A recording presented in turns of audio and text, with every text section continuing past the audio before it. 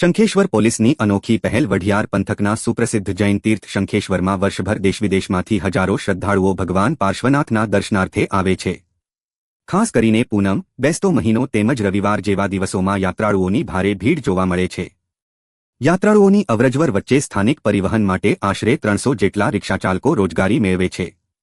તીર્થસ્થળ હોવાના કારણે ક્યારેક બહારથી આવેલા કેટલાક અસામાજિક તત્વો રિક્ષા ચલાવી ગુનાહિત પ્રવૃત્તિઓને અંજામ આપતા હોવાની ફરિયાદો સામે આવતી રહે છે।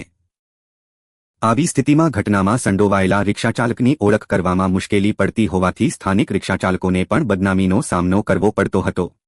આ સમસ્યાના કાયમી ઉકેલ અને યાત્રીઓ તેમજ રિક્ષાચાલકોની સુરક્ષાને ધ્યાનમાં રાખીને શંખેશ્વર પોલીસે દરેક રિક્ષા પર યુનિક ઓળખ નંબર યુનિક કોડ લગાવવાની કામગીરી હાથ ધરી છે।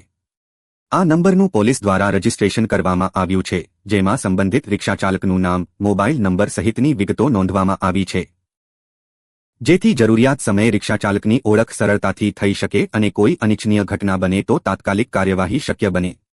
પોલીસની આ પહેલથી યાત્રીઓમાં સુરક્ષાની લાગણી મજબૂત બનશે તેમજ રિક્ષાચાલકોને પણ ખોટી શંકા કે બદનામીનો સામનો કરવો નહીં પડે।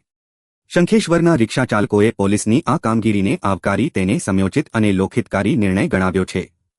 રિપોર્ટર રાજુ પ્રજાપતિ, શંખેશ્વર।